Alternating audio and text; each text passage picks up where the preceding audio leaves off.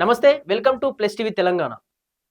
ప్రస్తుతం మనతో పాటు ఒక స్పెషల్ గెస్ట్ ఉన్నారు. అతనే ఖైరతాబాద్ నియోజకవర్గ పార్టీ నాయకుడు, బీఆర్ఎస్ పార్టీ రాష్ట్ర నాయకుడు, అలాగే తెలంగాణ ఉద్యమకారుడు నిషాంత్ ముదిరాజ్ గారు ఉన్నారు. ఒకసారి మాట్లాడదాం. ఏదైతే తెలంగాణలో కాంగ్రెస్ పార్టీ అధికారంలోకి వచ్చి 3 ఏళ్లు గడుస్తా ఉంది. ఆ పరిపాలన ఏ విధంగా ఉంది? బీఆర్ఎస్ పార్టీ అధికారం కోల్పోవడానికి గల కారణాలేంటి? అలాగే ఇప్పుడు సిట్ విచారణ, ఫోన్ ట్యాపింగ్ వ్యవహారానికి సంబంధించినటువంటి సిట్ విచారణ కొనసాగుతుంది.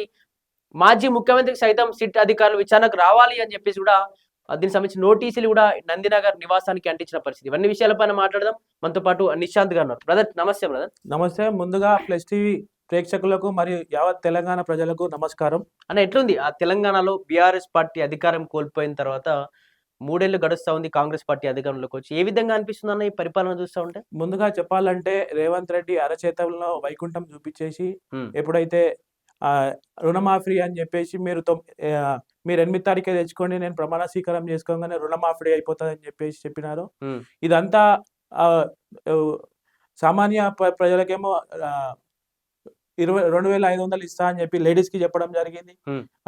రైతు బంధు డబుల్ ఇస్తామని చెప్పి చెప్పడం జరిగింది. అన్ని చెప్పినాడు కానీ అన్ని చెప్పడంగా తెలంగాణ ప్రజలు ఏం చేసిందంటే మోసపోయి కాంగ్రెస్ పార్టీకి ఓట్లు వేయడం జరిగింది. జరిగిన తర్వాత ఇప్పుడు అసలు తెలంగాణ ప్రజలు ముఖ్యమంత్రిని ప్రశ్నిస్తున్నారు కాబట్టి డల్లాస్ పేరు మీద అక్కడికి ఎడ్యుకేషన్ పేరు మీద డల్లాస్కి వెళ్ళడం అయితేమి, ఢిల్లీకి వెళ్ళడం అయితేమి, ఇక్కడ తెలంగాణ ప్రజలకు భయపడి అతను దాచుకొని తిరుగుతున్నారని మేము ఆశిస్తున్నాం. అట్లా అంటే బీఆర్ఎస్ పార్టీ అధికారంలోకి వచ్చినప్పుడు అసలు ఎటువంటి పనులు చేయలేదు. అందుకే కాంగ్రెస్ పార్టీని గెలిపించుకుని ప్రజలను చాలాసార్లు కాంగ్రెస్ నాయకులు మాట్లాడుతున్నారు. ఏం పని చేయలేదా బీఆర్ఎస్ పార్టీ చెప్పిన దానికన్నా ఎక్కువ చేసిందండి.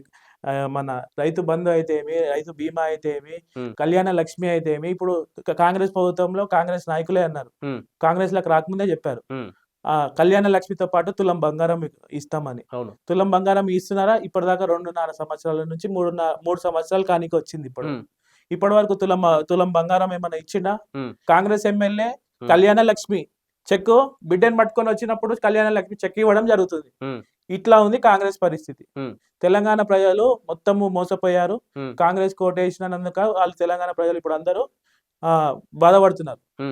అంటే బీఆర్ఎస్ పార్టీ హయాంలో చాలా అప్పులు చేసిపోయింది. అందుకే మేము అసలు ఏ ఒక్క హామీలు నెరవేర్చామన్నా అసలు డబ్బులు ఇప్పటికే అప్పుల్లో కూరుకుపోయింది, వడ్డీలు కట్టలేక తంటాలు పడతా ఉన్నామని చెప్పి రేవంత్ రెడ్డి మాట్లాడుతున్నాడు. చాలా అప్పులు చేసినట్టుగా మీ బీఆర్ఎస్ పార్టీ వాళ్ళు. ముందుగా చెప్పాలంటే రేవంత్ రెడ్డి ప్రభుత్వం మీరు అప్పులు చేసిపోయినారు అని అంటున్నారు. అప్పులు చేసిన మీరు అనడం వాస్తవం అయితే రేవంత్ రెడ్డి ముఖ్యమంత్రిగా ఉండి తన సొంత ఏవైతే డ్రీమ్స్ ఉన్నాయో అవి ఫుల్ఫిల్ చేయడం జరుగుతుంది. తెలంగాణ ప్రజలకి అభివృద్ధి కోసం ఫండింగ్ లేదంటున్నారు, కానీ సొంత లాభాల కోసం మెస్సీని పిలవడము, మెస్సీ తోట ఆడడం ఈయనకి చిలకాల కోరిక అన్నమాట. మెస్సీని పిలిచి ఫుట్బాల్ ఆడడం, ఆయన కోరికలు తీసుకోవడానికి మాత్రం డబ్బులు వస్తున్నాయి. తెలంగాణ ప్రజలకి సంక్షేమ పథకాలకి డబ్బులు రావట్లేదు. ఇది ఎంతవరకు న్యాయం? మొన్న డల్లాస్ కి పర్యటనకి వెళ్ళిండు చదువుకోనికే. అప్పుడు తను వేసుకున్న సూట్ వచ్చేసి 2 లక్షలు, వేసుకున్న షూస్ వచ్చేసి ఇంకా 2.5 లక్షలు. అవి ఎక్కడి నుంచి వస్తున్నాయి? సొంత లాభాలకేమో గవర్నమెంట్ డబ్బులు, నిధులు అతను ఖర్చు చేసుకుంటున్నారు. తెలంగాణ ప్రజలు అడిగే వారికి ఏమో నిధులు లేవు, ఏం లేవు అని చెప్తున్నారు. అలాంటి అప్పుల కుప్ప అయిపోయింది. ఏ శాఖలో చూసినా కూడా లక్షల కోట్లలో కుంభకోణం చేసి పేరు. ఆ కాళేశ్వరం పేరుతో లక్షల కోట్లు మింగిరు, ఫోన్ ట్యాపింగ్ వ్యవహారంతో కూడా లక్షల కోట్లు మింగిరు, వ్యాపారవేత్తలను బెదిరించుకుంటూ కూడా చాలా డబ్బులు సంపాదించారని చెప్పేసి కూడా ఇంకా ఫోన్ ట్యాపింగ్ వ్యవహారం కూడా నడుస్తూ ఉంది. నిజంగా ఫోన్ ట్యాప్ వ్యవహారం చేసిందా బీఆర్ఎస్ పార్టీ? ఒక విషయం, ఫోన్ ట్యాపింగ్ లో ముఖ్యమంత్రి పాత్ర ఏముండదు. తొలి ముఖ్యమంత్రి ఏమున్నా కూడా అక్కడ ఉన్న విజిలెన్స్ డిపార్ట్మెంట్ వాళ్ళు ఇన్ఫర్మేషన్ ఇవ్వడం జరుగుతుంది. ఇప్పుడున్న ముఖ్యమంత్రి కూడా ఈ ఇన్ఫర్మేషన్ ఈ విజిలెన్స్ వాళ్ళు ఇవ్వడం జరుగుతుంది. అప్పుడున్న ముఖ్యమంత్రికి కూడా అలానే ఇప్పుడున్న ఎవరైతే సిట్ విచారణ చేస్తున్నారో ఐఏఎస్లు కానీ ఐపీఎస్లు కానీ ఈ విజిలెన్స్ ఎవరైతే ఉంటారో వాళ్ళు రిపోర్ట్ ఇవ్వడం జరుగుతుంది. ఇదేదో తెలంగాణ ప్రజలకి ఈ సంక్షేమ పథకాలు అంతలేవు అనేది 420 హామీలు 6 గ్యారంటీలు బీఆర్ఎస్ పార్టీ ప్రశ్నిస్తుంది కాబట్టి ఇదంతా కాలయాపన చేయనీకే సిట్ విచారణలు అని చెప్పేసి కాలయాపన మాత్రానికే వీళ్ళు చేస్తున్నారు. అంటే ఆల్రెడీ ఫోన్ ట్యాపింగ్ వ్యవహారం జరిచింది. ఈ ఫోన్ ట్యాపింగ్ వ్యవహారం వల్లనే ఈ 11 ఏళ్ళు కూడా అధికారంలో ఉండగలిగింది బీఆర్ఎస్ పార్టీ అని చెప్పి కాంగ్రెస్ వాళ్ళు అంటారు మరి. అయ్యి దమ్ముంటే వీళ్ళకి కాంగ్రెస్ పార్టీ నాయకులకి ఉమ్, ఎవరినైనా అరెస్ట్ చేసి చూపిమనండి. ఇది కరెక్ట్ కేసు అయితే, Hmm. కరెక్ట్ కేసు కాదు కాబట్టి వీళ్ళు విచారణకి వెళ్ళి వస్తున్నారు. ఉమ్, ఇది కరెక్ట్ కేసు అయితే ఎవరినైనా అరెస్ట్ చేసి చూపించండి. ఇక్కడ కేటీఆర్ విచారణ పిలిచిర్రు, ఆల్రెడీ విచారణ అయిపోయింది. దానికి సంబంధించి అన్ని కూడా రికార్డ్స్ కూడా భద్రపరిచిన పరిస్థితి. అలాగే హరీష్ రావును విచారించారు, కవితను అలాగే సంతోష్ రావును విచారించారు. నెక్స్ట్ మాజీ ముఖ్యమంత్రికి కూడా నోటీసులు ఇచ్చారు. ఖచ్చితంగా రేపు ఆదివారం రోజు 3 గంటలకు ఖచ్చితంగా మీరు హాజరు కావాలి, నందినగర్ లో విచారణ ఉంటుంది అని చెప్పేసి కూడా చెప్పిన పరిస్థితి. ఇక్కడ విచారణ ఖచ్చితంగా జరగబోతుందా? కేసీఆర్ సాధించబోతున్న విచారణ లేకపోతే కోర్టు ద్వారా వెళ్ళే యాక్చువల్ గా చెప్పాలంటే ముందుగా కేసీఆర్ గారు ఈ మున్సిపల్ ఎలక్షన్ లో అభ్యర్థులని ఫైనలైజ్ చేసే దాంట్లో బిజీగా ఉండడం వల్ల టైం కోరిండు. టైం కావాలని చెప్పి కోరిండు. టైం ఒక 10 days ఈ మున్సిపల్ ఎలక్షన్లు అయిపోయేదాకా టైం కోరిండు. వీళ్ళేమో కావాలని చెప్పేసి ఇక్కడ ముఖ్యమంత్రి లేరు కాబట్టి ఈ ఈ కాలయాపన చేయాలని చెప్పి వీళ్ళకి ఈ విచారణకి సిట్టు వాళ్ళని పంపించడం జరుగుతుంది. దాంట్లో కేసీఆర్ గారు ఇప్పుడు వాళ్ళు పిలిచినట్టు బయటికి వస్తే మొత్తము అసలు పోలీస్ వాళ్ళు కంట్రోల్ చేయలేకపోతారు. అసలు మొత్తం తెలంగాణ ప్రజలు మొత్తం ఒకటే ఇక్కడికి వస్తారు. అందుకే ప్లేస్ కేసీఆర్ గారిని డిసైడ్ చేయమన్నారు. ఆ కేసీఆర్ గారేమో టైం కోరిండు దీనికోసం. అంటే కేసీఆర్ ఏమో ఎర్రవల్లికి రావాలి, ఎర్రవల్లిలో దాదాపు 15 సంవత్సరాలుగా ఎర్రవల్లి ఫామ్ హౌస్ లో ఉంటుంది కాబట్టి సిట్ అధికారులు అక్కడే వచ్చి విచారణ చేయాలి. ఈ సిట్ విచారణ కాకుండా ఏ విచారణ ఉన్నా, ఎటువంటి నోటీసులు ఉన్నా అక్కడికే పంపించాలని చెప్పి కేసీఆర్ చెప్పడంతో, లేదు మేము నందినగర్ నివాసంలోనే ఇక్కడే విచారణ చేస్తామని చెప్పి ప్రభుత్వం కూడా ఆ మొండి పట్టుతో పోతుంది. ఎట్లా చూస్తారు మరి దీన్ని? యాక్చువల్ గా తెలంగాణ తొలి ముఖ్యమంత్రి కేసీఆర్ గారు ఏం ఆలోచిస్తున్నాడు అంటే, ఇక్కడ పోలీస్ వాళ్ళకి కంట్రోల్ కాదు అని చెప్పేసి కార్యకర్తల యొక్క మేరకు అతను కేసీఆర్ గారు ఆలోచించి అక్కడికి ఎర్రవల్లికి రమ్మని చెప్పడం జరుగుతుంది. అంటే ఇక్కడ కేసీఆర్ మాజీ ముఖ్యమంత్రి కాబట్టి లా అండ్ ఆర్డర్ ఇష్యూ వస్తుందని చెప్పేసి అక్కడికి రామని చెప్పి చెప్పడం జరుగుతుంది. అంటే కార్యకర్తలు కావచ్చు, లేకపోతే పోలీస్ బందోబస్తు ఇబ్బంది అవుతుందని చెప్పి వద్దు అని చెప్పాడు. అంటే వాళ్ళు కాంగ్రెస్ ఏం చెప్తుందంటే, భయపడుతున్నాడు ఎర్రవల్లి అయితే, ఆయన లోపల ఏదో జరుగుతుంది, ఇక్కడ అయితే ప్రజలందరికీ తప్పు చేశారని తెలుస్తుంది కాబట్టి కావాలనే అక్కడికి రమ్మంటుందని చెప్పి కాంగ్రెస్ వాళ్ళు అంటారు. మరి నిజంగా కేసీఆర్ భయపడుతున్నా? కాదు, ఇప్పుడు లా అండ్ ఆర్డర్ ఇష్యూ మొదటి ఇష్యూ అదే లా అండ్ ఆర్డర్ ఇష్యూ అవుతుంది అని చెప్పేసి తెలంగాణ తెచ్చిన జాతిపిత కేసీఆర్ గారు. అతను ఇట్లా బయటికి వస్తే కార్యకర్తలను బీఆర్ఎస్ కార్యకర్తలను కంట్రోల్ చేయడం ఈ పోలీస్ వల్ల కాదు, లా అండ్ ఆర్డర్ ఇష్యూ వస్తుందని చెప్పేసి కార్యకర్తల కోసం ఆలోచిస్తుండు. అందుకే ఎర్రవల్లికి రమ్మన్నాడు, అక్కడ పీస్ఫుల్ గా మంచిగా ఉంటది కాబట్టి. కాకపోతే ఏంటంటే సమయం అడిగాడు, సమయం కోడిండు మున్సిపల్ ఎలక్షన్ తర్వాత. ఆ సమయం తర్వాత వీళ్ళేమో కావాలని ఈ సిట్ విచారణ రేపు 3 గంటలకు పెట్టడం జరిగిందని మాకు ఇన్ఫర్మేషన్ ఉన్నది. అంటే మరి విచారణ ఉండబోతుందా? కేసీఆర్ స్వాగతించడా విచారణ, లేకపోతే మళ్ళీ కోర్టుల ద్వారా కొట్లాడతాం మేము విచారణకు రాను అని చెప్పి ఏమన్నా అనిపించిందా మీకు? ఈ కేసు అనేది లొటపీస్ కేసు అండి. దీనికి వీళ్ళు కావాలని కాలయాపన చేయనీకే వీళ్ళు ఆడుతున్న నాటకం. సో దీనికి ఏ రాత్రి ఏ పగలు ఎప్పుడైనా కూడా పిలిస్తే అందరూ బీఆర్ఎస్ పార్టీ నాయకులు అందరు రానికే సిద్ధంగా ఉన్నారు. కేసీఆర్ అయితే కేటీఆర్ అయితే హరీష్ రావు అయితే ఏ సిట్ విచారణకైనా రానికే వాళ్ళు సిద్ధంగా ఉన్నారు. కాకపోతే ఏంటంటే వీళ్ళు ఈ ఫైనలైజ్ లిస్ట్ మున్సిపల్ ఎన్నికలలో దృష్టిలో భాగంగా పెట్టుకొని వీళ్ళు టైం కొనడం జరిగింది కేసీఆర్. అంటే ఇక్కడ బీఆర్ఎస్ పార్టీ చాలా కుంభకోణాలు చేసింది, చాలా డబ్బులు మొత్తం తెలంగాణ ప్రజల సొమ్మును మొత్తం దోచుకెళ్లిపోయి ఫామ్ హౌస్ లో పెట్టుకున్నాడు. అవన్నీ లీక్స్ బయటపడుతున్నాయి కాబట్టి కేసీఆర్ కావచ్చు, కేటీఆర్, బీఆర్ఎస్ శ్రేణులు అంతా భయపడుతున్నారని చెప్పేసి కాంగ్రెస్ వాళ్ళు అంటున్నారు. నిజంగా బీఆర్ఎస్ వాళ్ళు భయపడుతున్నారు? ఇప్పుడున్న మంత్రులది ఎట్లున్నది అంటే, వాళ్ళకే మీ శాఖలో ఉన్న డెవలప్మెంట్ డబ్బులకే మా దగ్గరికి ఎందుకు వస్తారని చెప్పి ఒక మంత్రి కొట్లాడతారు. ఎక్కడ డబ్బులు మీ శాఖలో ఉన్న డబ్బులు మా దాంట్లోకి, ఇప్పుడు ఈయన ఉన్నాడు కదా పొంగులేటి శ్రీనివాస్ రెడ్డి, ఆయనకి వాళ్ళకి కొట్లాట అయింది కదా. మా మంత్రులు వాళ్ళే కొట్లాడుకునే పరిస్థితిలో ఉన్నారు. ఒక మంత్రి ఏమంటారు, ఉద్యోగాలు 10,000 ఇచ్చిన అంటాడు, ఒక మంత్రి 20,000 ఉద్యోగాలు ఇచ్చిందంట.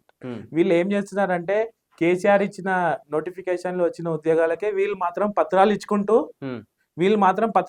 మేము ఇచ్చేసినాం అంటే భుజాలు జరుపుకున్నట్టే అది. ఇది ఏంటంటే వీళ్ళు చేయలేక బీఆర్ఎస్ పార్టీ మీద బట్టకాల్చి మీద వేసినట్టు కుంభకోణాలు అయినాయి, అవైనా ఇవైనా అంటే తెలంగాణ ప్రజలు అంత అమాయకులు కాదు, నమ్మదగే స్థాయిలో కూడా లేదు. అంటే మీరు అసలు ఏ ఉద్యోగాలు ఇవ్వలేట, అప్పుడు అసలు ఉద్యోగాలని పట్టించుకోలే, నిరుద్యోగులు ఎవరిని పట్టించుకోకపోయేసరికి నిరుద్యోగులందరూ కాంగ్రెస్ పార్టీని గెలిపించుకున్నారు. అసలు ఏ ఒక్క ఉద్యోగం ఇవ్వలేదు, మేము వచ్చినాక 70,000 ఉద్యోగాలు ఇచ్చినామని చెప్పి రేవంత్ రెడ్డి చెప్తున్నారు. అదే చెప్తున్నానండి మీకు.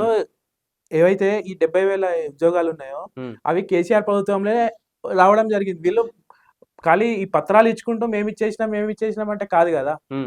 ఇవన్నీ ఇది ఎట్లుందంటే వేరే తండ్రికి పుట్టిన తండ్రి పేరు వేరే చెప్పుకున్నట్టు స్థాయిలో ఉన్నది కాంగ్రెస్ ప్రభుత్వం మంత్రులది. రాహుల్ గాంధీ వచ్చేసి మామూలుగా మొన్న వచ్చి నిరుద్యోగులకు ఉద్యోగాలు ఇస్తా అని చెప్పి వెళ్ళిపోయాడు. ఇప్పుడు మొన్న మహేష్ కుమార్ గౌడ్ ఏదైతే మూవీ థియేటర్ ఓపెనింగ్ కి వచ్చి ఓపెనింగ్ చేసి వెళ్ళిపోయాడు. ఓయూ పక్కన ఉన్న ఓయూ కాలేజ్ కి రాకపోనికి కారణం ఏంటి? సెంట్రల్ లైబ్రరీ కూడా పక్కకే ఉంది, దాని పక్కకే. వాళ్ళు రాలేకపోయాడు. ఎందుకంటే ఈ రేవంత్ రెడ్డికి సిగ్గులేదా? వచ్చి ఈ హామీ ఇచ్చిపోయాడు కదా వీళ్ళకి నిలిపేయకుండా. మహేష్ గౌడ్ పిసిసి ప్రెసిడెంట్, ఆయన ఓపెన్ చేసిన దానికి ఎట్లా వస్తారు వాళ్ళు? అంటే దీనికి సంబంధించి మేము ఆల్రెడీ నిరుద్యోగులు ఉద్యోగాలు ఇచ్చినాం, అక్కడ ఉన్న వాళ్ళందరూ పేడ్ ఆర్టిస్టు, వీళ్ళంతా కేటీఆర్ ఎన్నుకుని నడిపిస్తున్నాడు, మేము ఆల్రెడీ ఉద్యోగాలు ఇచ్చినాం, ఉద్యోగులు ఆల్రెడీ చదువుకుంటున్నారు లోపల, వీళ్ళంతా బీఆర్ఎస్ వాళ్ళు అని చెప్పి మాట్లాడుతున్నారు చాలా మంది. మరి నిజంగా బీఆర్ఎస్ వాళ్ళు నిరుద్యోగుల ఉద్యోగాలు ఇచ్చిన దాంట్లో ఉద్యోగాలు ఎవరు ఇచ్చిండో, ఉద్యోగాలు తీసుకున్న వాళ్ళకి పక్కా తెలుసు. వీళ్ళు ఇచ్చేసిన అంటే ఇట్లా కాదు కదా. వీళ్ళు అసలు ఫ్లాప్ గవర్నమెంట్ ఇది. ఇప్పుడు 2.5 సంవత్సరాలకే ఏం చేయలేకపోతుండు రేవంత్ రెడ్డి. ఇంకా 2 సంవత్సరాలు ఈ ప్రభుత్వాన్ని ఎట్లా భరించాలో తెలంగాణ ప్రజలకైతే అర్థం అవ్వట్లేదు. అంటే మీరు నిరుద్యోగులందరూ రెచ్చగొడుతున్నట్టు కేటీఆర్ నిజమేనా? అందరూ కండువలు వేసుకుంటే అయిపోతారు, అసలు నిరుద్యోగులు కాదు అంత బీఆర్ఎస్ పీడి బ్యాచ్ అని చెప్పి మాట్లాడుతున్నారు. నిజంగా కేటీఆర్ రెచ్చగొడుతున్నారు నిరుద్యోగులందరినీ? ఎందుకంటే నిరుద్యోగులు చాలా మంది ఉన్నారు, పోయి చూస్తే తెలుస్తుంది ఎంత మంది ఉన్నారు. అందరూ కూడా నిరంతరంగా వాళ్ళు కృషి చేస్తున్నారు ఈ ఉద్యోగాల కోసం. ఈ రేవంత్ రెడ్డి ప్రభుత్వం ఏం పట్టించుకోవట్లేదు అసలు నిరుద్యోగుల కోసం. వీళ్ళు జల్దీ నోటిఫికేషన్ పెట్టి వీళ్ళు ప్రభుత్వం వల్ల రావాలని చెప్పి మేము అనుకుంటున్నాం. మరి ఏంది బీఆర్ఎస్ పార్టీ పని అయిపోయింది, మున్సిపల్ ఎన్నికల్లో కూడా కనీసం ఒక్క డివిజన్ కూడా గెలవదు, ఆల్రెడీ అన్ని మాకే కైవసం కాబోతా ఉన్నాయని చెప్పేసి కాంగ్రెస్ మాట్లాడుతుంది. అంటే మీరు జిహెచ్ఎంసీలో ఏం గెలవాలని చెప్పి నిజంగా మీరు ధీమాగా వ్యక్తం చేస్తున్నారు గెలుస్తామని చెప్పేసి? ఇప్పుడు ఎన్నికలు అయితే తెలంగాణ ప్రజలు మొత్తం బీఆర్ఎస్ పార్టీ వైపే ఉన్నారు. కాంగ్రెస్ పార్టీకి ఓటేసే లేదు. గల్లీలలో మీరు వెళ్ళండి, మీ మీడియా వాళ్ళని పంపించండి గల్లీలలో అని చెప్పి తిడుతున్నారు రేవంత్ రెడ్డిని. ఇక్కడ మనకి ఇంత దౌర్భాగ్యమైన ముఖ్యమంత్రి దొరికిందని చెప్పి తిడుతున్నారు. ఇది రేవంత్ రెడ్డికి తెలియదా? అందుకే ఈ కాలయాపన కోసమే ఎన్నికలు పెట్టకుండా ఆయన సర్వే చేయించుకుంటూ అని చేయించుకుంటూ బీఆర్ఎస్ 1 సైడ్ ఉందని చెప్పి తెలిసి ఆయన ఎన్నికలని ప్రొలాంగ్ చేసుకుంటూ వెళ్తున్నారు. ఇప్పుడు ఏంది మరి పరిస్థితి? నిజంగా బీఆర్ఎస్ పార్టీ ఖతం అయిపోయింది అన్న వాళ్ళకి ఏం చెప్తారు మరి? బీఆర్ఎస్ పార్టీ ఎప్పుడు ఖతం కాదు. బీఆర్ఎస్ పార్టీ తెలంగాణ ప్రజలలో అణువణువు నిత్యం కూరుకొని ఉంది. తెలంగాణ అభివృద్ధి పల్లెలలోకి వెళ్తే కనిపిస్తుంది. తెలంగాణలో ఒక సామెత ఉందండి, ఆంజనేయ స్వామి గుడి లేని ఊరు లేదు, కేసీఆర్ గారి సంక్షేమ పథకాల అందరి ఇల్లు లేదు అని. ఇది ప్రతి ఇంట్లో కేసీఆర్ గారు అభివృద్ధి చేసింది ఏదో ఒక పథకం అయితే వెళ్ళి ఉన్నప్పుడు తెలంగాణ ప్రజలు అలా ఎలా చేస్తారు? వీళ్ళు అరచేతిలో వైకుంఠం చూపించి వీళ్ళు ప్రభుత్వంలోకి రావడం జరిగింది. అది చేసేస్తాం, ఇది చేసేస్తాం, ఇట్లా చేసేస్తాం, అట్లా చేసేస్తాం అని చేసి రావడం. వచ్చాక ఏం లేదు, లొట్టపీసు ఈ గవర్నమెంట్ ఏం చేస్తలేదు అసలు. ఏంది ఇప్పుడు నిజంగా కేసీఆర్ అరెస్ట్ అయితే పరిస్థితి లేని మరి కార్యకర్తలు అంతా ఏం చేయబోతున్నారు మరి? కేటీఆర్ కావచ్చు, హరీష్ రావు కావచ్చు, కేసీఆర్ ముగ్గురు జైలు పాలు అయిపోతున్నారు ఫోన్ ట్యాపింగ్ వ్యవహారంలో. ఖచ్చితంగా వీళ్ళందరూ జైలుకు పోతారని కాంగ్రెస్ అంటారు. నిజంగా అరెస్ట్ అయ్యే పరిస్థితి ఉంటే ఏం జరగబోతుంది మరి? తెలంగాణ ఒకవేళ ఆ పరిస్థితి వస్తే తెలంగాణలో ఉన్న యావత్ కార్యకర్తలు మొత్తం అందరు వచ్చి మొత్తం దిగ్భంగం చేసేస్తారు తెలంగాణ మొత్తం. అసలు రేవంత్ రెడ్డిని బయటికి వెళ్ళనియాడు, తెలంగాణలో అడుగు పెట్టనియాడు. ముందు తెలంగాణలో లేడు రేవంత్ రెడ్డి. నిజంగా అలాంటి సూచననే వచ్చింది అనుకోండి, మొత్తం దిగ్బంధం చేసేస్తాం అసలు తెలంగాణ మొత్తం. ఓకే అన్న, మీరు చాలా రోజుల నుంచి కూడా ఉద్యమ కాలం నుంచి పనిచేస్తా ఉన్నారు. అలాగే బీఆర్ఎస్ పార్టీలో కూడా చాలా మంది ఇక్కడ మీ ఖైరతాబాద్ లో కావచ్చు, ఇతర ఎక్కడ ఎలక్షన్స్ అయినా ఉప ఎన్నికలు వచ్చినా అక్కడ వెళ్ళి మీరు చాలా మంది కూడా గడప తిరుగుతూ కేసీఆర్ చేసిన పనులు కావచ్చు అన్ని పెట్టి తిరుగుతూ ఖచ్చితంగా బీఆర్ఎస్ పార్టీ గెలిపించుకోవాలని చాలా పోరాటాలు చేస్తూ వస్తూ ఉన్నారు. మరి మీకంటూ ఏంది ఆశయం? అంటే ఏదైనా ఎక్కడైనా డివిజన్ లో ఇప్పుడు ఎలక్షన్స్ వచ్చినాయి కాబట్టి ఏదైనా డివిజన్ లో మీకు టికెట్ ఇవ్వబోతా ఉన్నారా? నెక్స్ట్ ఏమన్నా ముందు స్టెప్ వేయబోతున్నారా? మరి మేము ఇప్పుడు ఎర్రమంజిల్ నుంచి ప్రాతినిధ్యం వహిస్తున్నాం. ఎర్రమంజిల్ డివిజన్ నుంచి అక్కడ ఓటర్ని కాబట్టి అక్కడ తిరిగే అవకాశం ఉంది, అక్కడ చేసే అవకాశం ఉంది. అక్కడ డైలీ అందరు ప్రజలతోటి మమేకమై ఉంటూ తిరుగుతా ఉన్నాను నేను కూడా. ఇంత ఇప్పుడు కార్పొరేటర్ ఎవరు ఉన్నారు అక్కడ? కొత్త డివిజన్ అది. కొత్త డివిజన్ ఇప్పుడు కొత్త డివిజన్ అవుతుంది, అక్కడ మీకు టికెట్ ఇచ్చే అంటే ఓకేనా మరి బీఆర్ఎస్ పార్టీ నుంచి మీకు? ఓకే. యాక్చువల్ గా ఏంది చెప్పాలంటే తెలంగాణ ఉద్యమంలో ఖైరతాబాద్ నియోజకవర్గం నుంచి 20-25 మందే ఉంటారండి. ఆ మొదటి 10 స్థానాల్లో నా పేరు లేకున్నా కూడా చివరి 10 స్థానాల్లో నా పేరు ఉంది కాబట్టి నేను ఆశించడంలో తప్పు లేదని నేను ఆశిస్తున్నాను. అంటే ఇంతకుముందు ఆ డివిజన్ లేదు, ఇప్పుడు కొత్త పెడుతున్నారా కొత్త డివిజన్? డివిజన్. అంటే ఇప్పుడు ఆల్రెడీ ఇప్పుడు ఎలక్షన్స్ లో ఇప్పుడు పోటీలో ఉండబోతున్నారా? ఉంది. Okay, right, thank you.